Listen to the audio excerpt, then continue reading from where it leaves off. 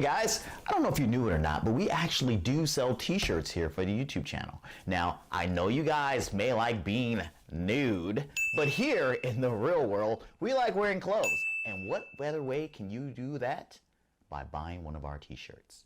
So go to teespring.com and pick any of the shirts that you see us wear on the show, and you can be like us, not nude.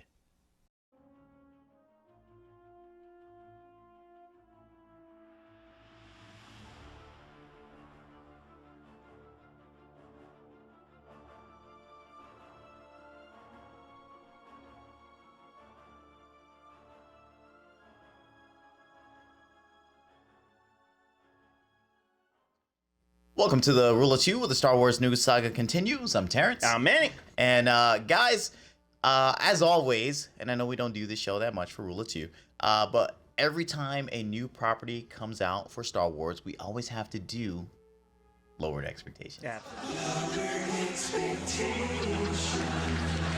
Absolutely. So we get a chance to talk about what we want from Star Wars or in the upcoming property, and lower our expectations about what we're actually gonna get. Right. And Boba Fett did that the entire.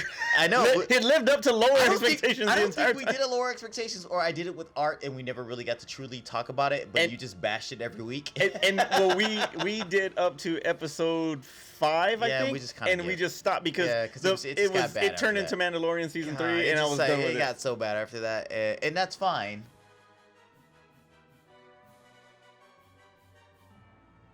So, but anyway, all right, now let's get into his boss, you know, that, because he's no good to me dead. And that is, you know, finally get the appearance of Vader in this, but let's talk ObiWan. All right, so the point of the lowered expectations is really for you, not to, I mean, you have your information that we got from the trailers. Obviously, trailers, rumors, and all that stuff. Right. What do you want out of the show? I want, you know, when you're investing in bringing back somebody like Ewan McGregor, right, and then you're even capitalizing it by bringing back Hayden Christensen, which what's funny and hilarious is that everybody gave this man some crap like you wouldn't believe for the prequels. Certainly did. But the minute they brought him back, everybody's excited about it. Everybody was excited about it. I think the Star Wars universe is very forgiving. So even if it's something that we did not like, I bet you if they brought back Jar Jar, we'd be happy about it. Hold on. Did you just say that they're very forgiving? Did you not just go through the sequel trilogy? They are not forgiving whatsoever. Exactly. We're gonna forgive Book of Boba Fett, and we're gonna forgive the sequel trilogy in probably about like 5 years. We're gonna be talking about how great it is, because if you look at if you've seen any of the more recent marketing for ObiWan the series, when they talk to Hayden Christensen and they talk to Ewan McGregor, he talks about like, oh, we're going to green screen and stuff like that. And he was like, I was really depressed when people didn't like it, but now people like it. So now I'm really excited about it. Like, he didn't like it even at first, but now that people like it, he's more excited about doing it again. Okay. So, but I think that the continuity aspect of Jar Jar coming back, everybody be excited about Jar Jar. The continuity aspect of it, you know, that's the part that everybody likes about it, right? You know, because now you're going through that prequel trilogy now, right? And it's connecting. We're filling some holes and stuff like that. Exactly. That's why I always said that the Bacta tank scene in Rogue One should have been Hayden Christensen.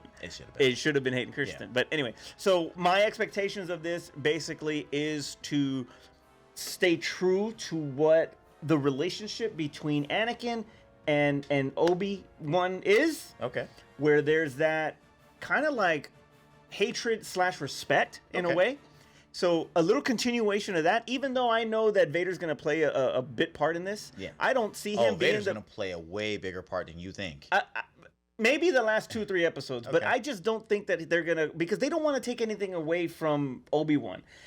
They don't want to take anything away from Luke. They want to focus on the Inquisitors also, which I love. And I don't have lower expectations on them. I actually think that they're going to get the Inquisitors right. They're going to get them done right.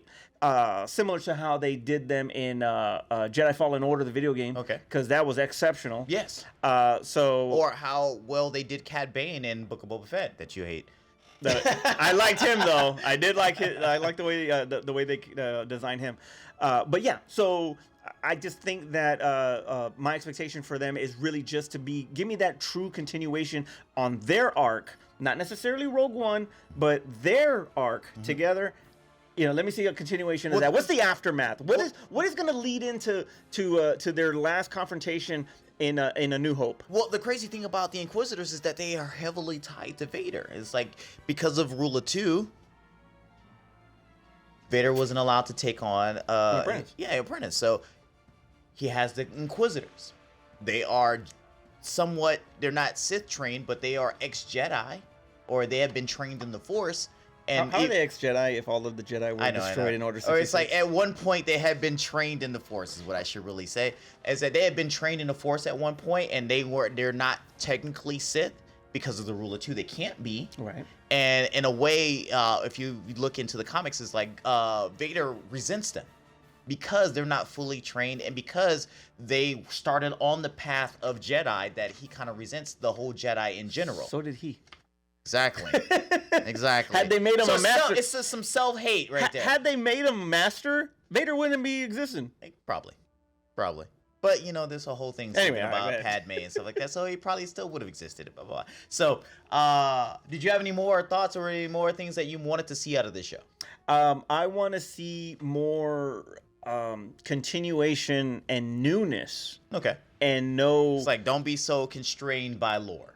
Right. Or with the exception of Vader, great.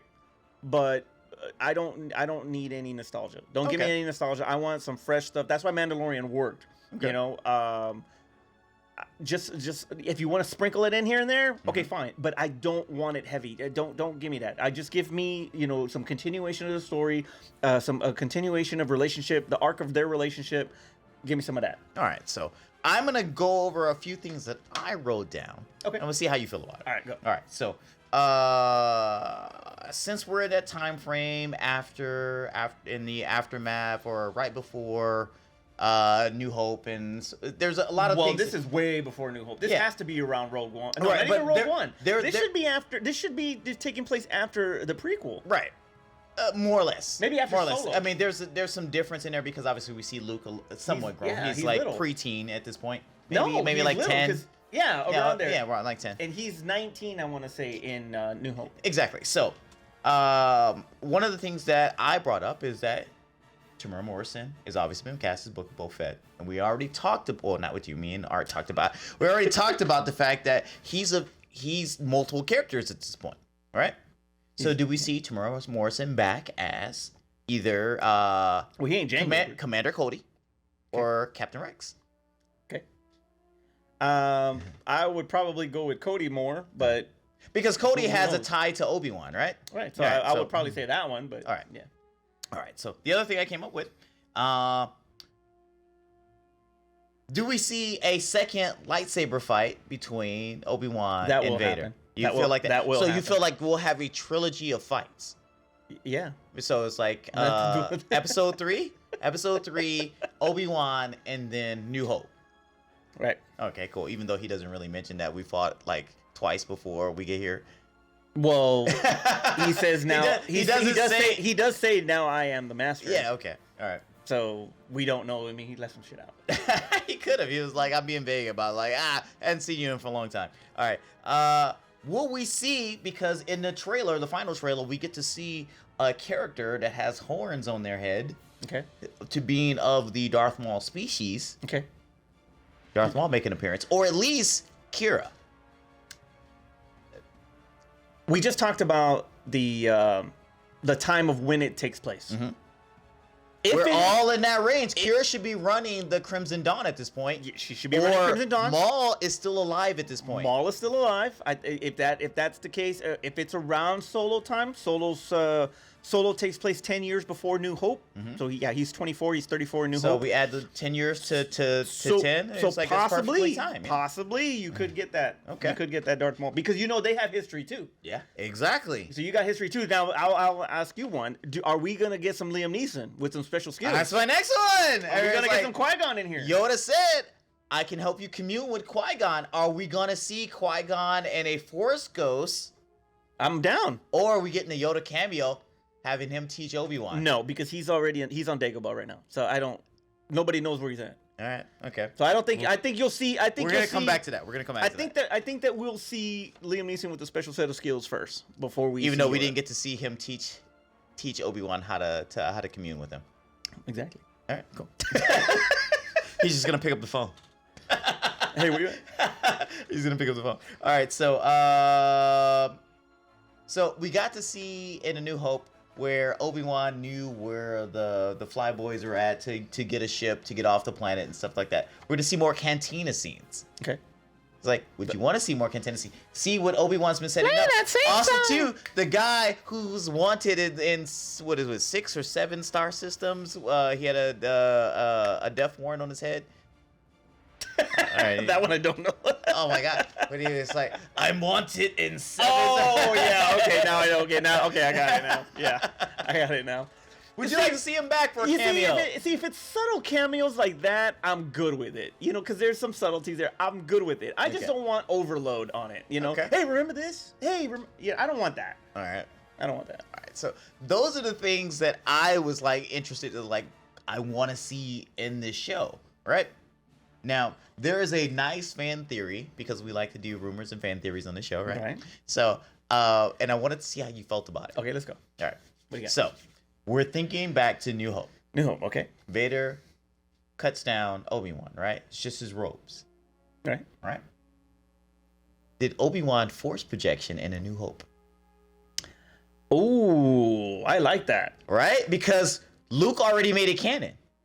I like that a lot, actually. He force projected, just like he did in I mixed them all up to now. Not Last Jedi. Skywalker? Rise of Skywalker. No, not Rise of Skywalker. It was The Last Jedi. It was Last Jedi. Yeah. In Last Jedi. So he force projected there, right. And because he extended so much of his self. He dreamwalked. Yeah, he did. He dreamwalked. He dreamwalked. Oh, Doctor Strange. So number 1 Star Wars show. Number 1 Star Wars.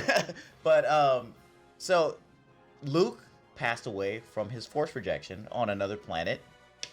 Did Obi-Wan force project?